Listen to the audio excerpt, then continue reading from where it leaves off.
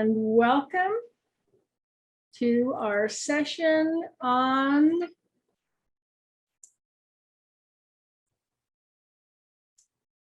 relationships. And I'm going to talk about 6 keys to a successful relationship. And they're general enough, they can be applied to the business or personal relationships. The first key, most important, is relationships don't remain stagnant. They're either moving forward or they're moving backward. So if this is a relationship you want, it needs nurturing. You need to have an intention of moving it forward, whether it's the ideal client, the person you want to marry, or your own child. If you value this relationship, it takes effort to move it forward. And this should be at the forefront of any decisions you make in all of your interactions and how you communicate with them, on how you decide how you're going to treat them. Is you're making that intentional choice to move the relationship forward. And the biggest part is the communication. I like to compare it to playing catch. Communication is more than just throwing the ball. It isn't completed until the ball is caught and returned. So sometimes this means that what you said isn't necessarily what they heard. There are many ways to check for understanding. You can repeat the message, ask the other person to repeat it. You can have it in writing.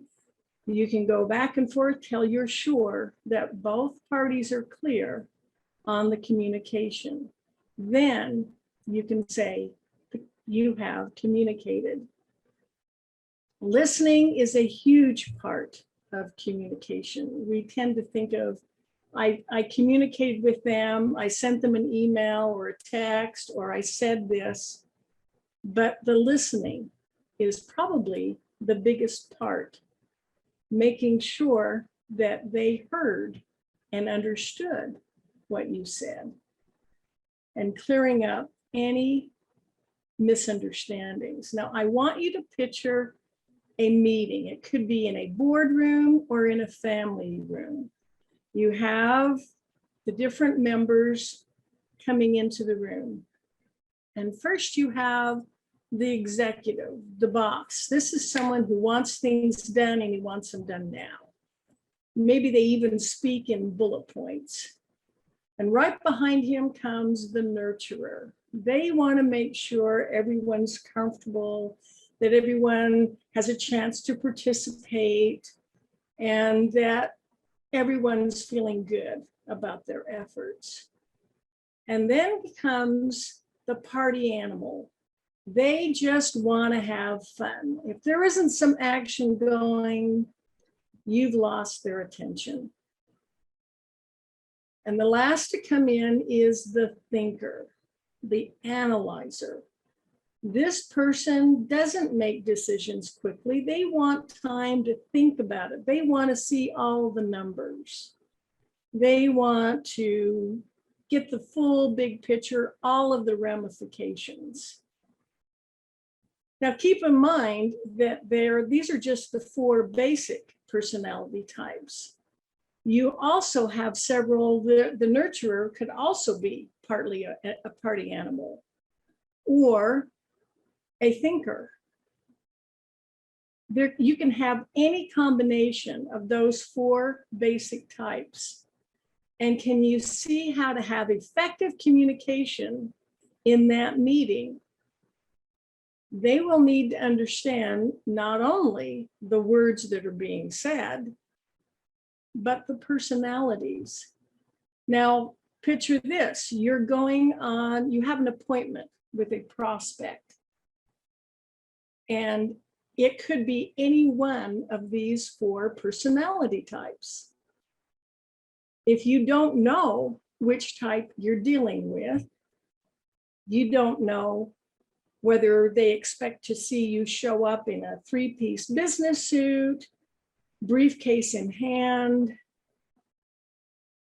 documents, paperwork, all of the numbers, or would they appreciate a more casual setting? Do they want to engage in some small talk first? You can see how important it is, and you probably already know, that before you schedule the meeting, you're taking some time to get to know and understand what their personality is, in addition to what their needs are, what their problem is, the problem that you're going to solve, because that's the job of business, is to solve problems. So understanding those personality types, what they expect, how they communicate. With some personality types, it would be a disaster to show up late. Punctuality is key. You want to make sure you're on time with them. Even knowing, do they want to be called by their first name, or would they prefer a title? Understanding these different personality types and knowing that you will need to interact not just in your own style, but in a way that relates to theirs, in a way that is most effective in communication. And NLP, neuro-linguistic programming, it's not just the words they say, it's what they don't say. It's their body language, their tone of voice. Understanding these closely aligned with the personality styles. What I love about Give2Get is we have a variety of coaches with a variety of areas of expertise. So watch for trainings in the future that dive deeper into these. On a scale of 1 to 5, would you give yourself a 5 on achieving what you want in life? If your answer is anything less than a 5, right now, I have something awesome for you. Achieving your goals and living your life at a 5 isn't easy. Most people aren't prepared to focus, stay disciplined, and do the everyday work that is necessary to achieve amazing results. But since you're watching this, then I'm guessing that you're not one of those people. And this is an opportunity that will change your life. Give2Get is a global program that brings together world-class coaching and combines it with empowering masterminds and networking opportunities. We provide 5-star guidance for the price of a cup of coffee a day. To find out more, click on the link in the description of this coaching session. Personality styles, NLP, communication methods. Now, if it's a personal relationship, you want to be aware of love languages. You may be spending lots of money getting expensive gifts for this romantic interest you're trying to impress. But if their love language is time, and all they really want is just to have time with you, your message is not going to be sent. So understanding how they feel loved. Is it time? Is it words of affection? Is it physical touch? Is it gifts, money? Learning your own language and the other person in the relationship is one way to very effectively move it forward. In business relationships, we think more in terms of negotiation. And if you consider, you do that far more often than you may realize. If you're just arranging a business lunch, there may still be negotiation as to what day, what time, and where. What type of food are you going to eat? As with any negotiation, it's best if you go into it with a clear idea of what your bottom line is. For example, absolutely no Chinese, whatever. There are basically 2 negotiating styles, collaborative and competitive. And collaborative, you're looking for a win-win. How can we arrange this deal so we both benefit? In a competitive negotiation, it's you're looking for a win-lose. You haven't won unless the other person loses. Now, whatever your negotiating style is, it's vitally important to understand what the other person's style is, what negotiating approach they're using. Because if you normally use a collaborative approach, and you try that when you're dealing with someone who is a competitive negotiator, you'll lose. This is all part of communication, taking the time and effort to listen very carefully, to understand that other person. Take some time to step into their skin, where they're coming from, what's most important to them, and how to meet that need. Communication. Don't underestimate this key in any relationship. It's probably the most important one. But here's another: timing. Now, there are two aspects of timing this relationship. Just as you wouldn't propose marriage on the first date, you don't spring that sales pitch in too soon. People do business with those they know, like, and trust. Any doing business knows they need to take the time to build that rapport, provide the valuable content, show that you're trustworthy, that you keep your word, that you have something of value to offer, that you understand their pain points, you understand their problem, and you have a solution that will solve their problem. Watch the timing in making sure that relationship has been established. You bring in the sales pitch. And not only the timing of the relationship, but the timing for the individual. Are they heavily involved in another project and now might not be the best time to bring up this proposal? Or just as it's a no-brainer that you don't ask for a raise right after a negative performance review, you may see the emotional state of the other person and make sure that timing is right as well. One of my favorite quotes about communication in relationships is, "Only when you have learned when to remain silent have you truly mastered the spoken language." There are times when it is appropriate to talk, inform, educate, and then there are times when it is appropriate to stop talking. And many will tell you, after you have presented the proposal, quite often the best approach is to stop talking. Be quiet. Let them process that information. So timing is another way to move that relationship you want to maintain forward. In any relationship, personal, business, each member needs to feel safe. They need to feel safe in that relationship. This is especially important in personal relationships. In a family, each member needs to feel safe, but also in a business relationship. I have a podcast in support of families, and I was approached by the author of this book. It was Timothy Clark, and he wrote the book, The 4 Stages of Psychological Safety. And it was written for corporations. It was written to help them understand how they can involve all employees for a more effective team. But as we talked, we agreed it also applied to families. Families also need to have a setting where every member feels safe. In his book, he outlines the 4 levels of psychological safety.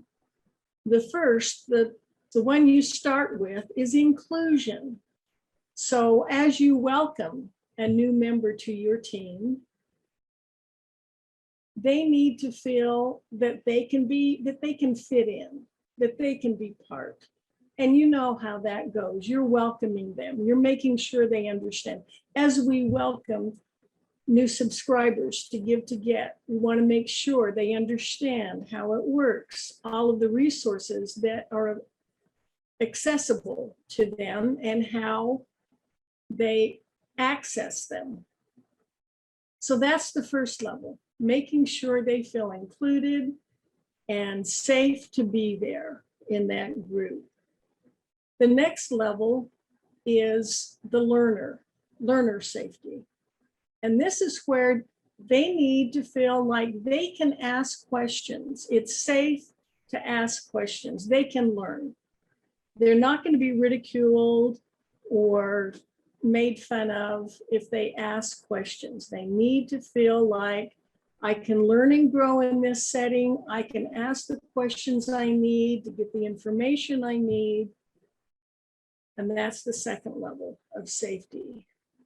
The third is naturally the contributor. Not only can they ask questions, but they can contribute their ideas.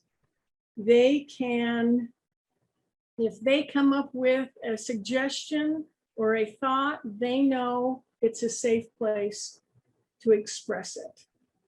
They don't have to worry about getting in trouble or just waiting to hear what the boss says. And quite often as entrepreneurs, we're building a team to help us move towards our goal, just like Mauro has built a team to help him realize his vision for Give2Get. The highest level, and the one that is most difficult for leaders to understand, and right now I'm thinking of the parent of a teenage child, and that's the challenger level. To get the most out of your team, business team, or family members, they need to feel like it is safe for them to challenge you, to call you out if you've made a misstep. Now, in raising children, keep in mind that the ultimate goal is to raise an independent adult who is capable of making a life for themselves. So it isn't shocking or offensive that they would come to challenge you. They might not agree with you in certain areas. They may not vote the way you do. But that is part of their becoming that independent adult. And in the business setting, in your team, if you really want your business to grow and to look at all possibilities, of course, you want to be open to someone else's idea, even if it is in opposition to your own. Employers don't hire people, and as an entrepreneur doesn't build a team to tell them what to do, rather to get ideas from them on how they can move more efficiently towards the goal, how they can make the business even better, grow it even faster. So these different levels of psychological safety are very important in nurturing that relationship for maximum benefit in a personal relationship, in a family. That is a loving, caring, lifetime relationship. And in a business, this is a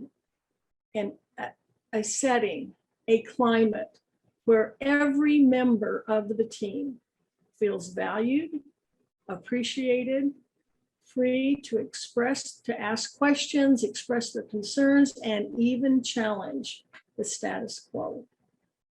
So safety. Now, in any relationship, there is conflict. It is unavoidable. It's going to happen. But let's be clear on the difference between conflict and contention. Conflict can actually clear the air. It can solve problems. The key is to begin with respect.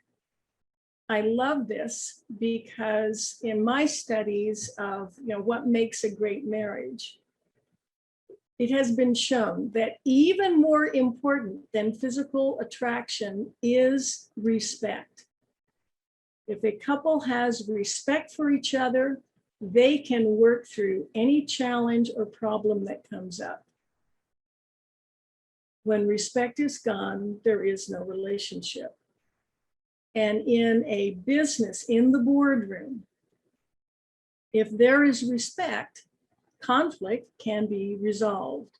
I also like the quote, "You must find the courage to leave the table if respect is no longer being served." To find the solutions, to come up with the win-win, you need to start with respect. And then that will lead to the collaboration, working together. Here's this problem, how can we solve it? So I spent 23 years as a special education teacher, and a meeting I attended frequently was called the IEP, or Individual Education Plan. And at this meeting, it was usually held at the beginning of the school year.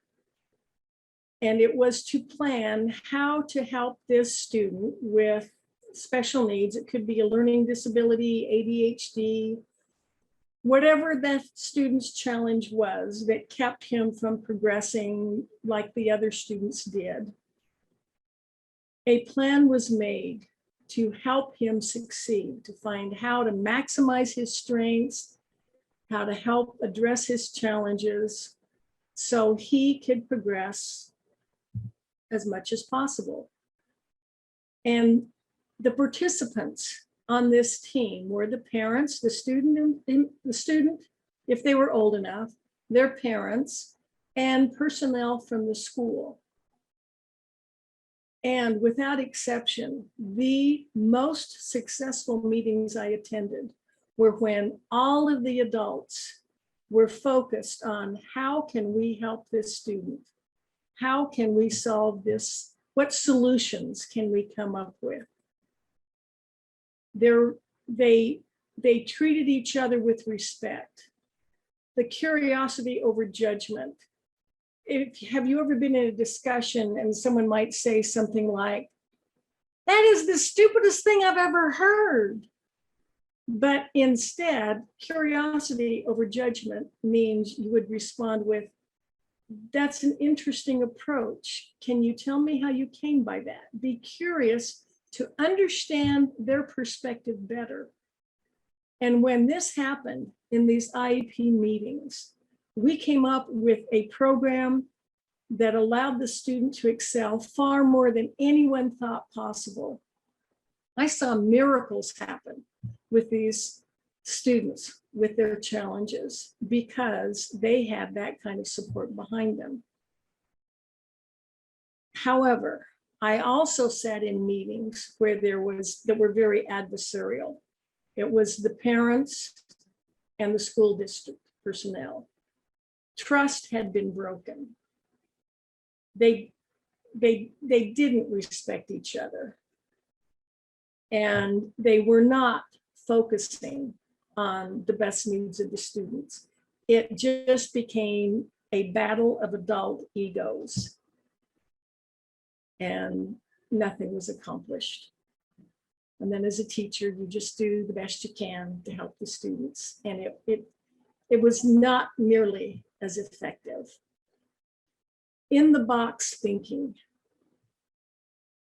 When you look at a person, say in business or in a personal relationship, you're looking at, say it's a member of your team, and they're not carrying their end of what they should be doing. They're not following through. You can look at them as an obstacle, that thing that's holding you back. We could reach our goals if this one member is performing as he should.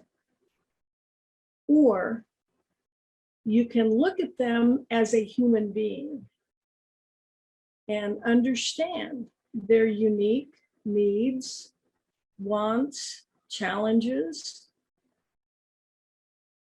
And if you're able to do that and see the person, not the obstruction, you're able to move over to having respect and collaborating, solution seeking, finding a solution.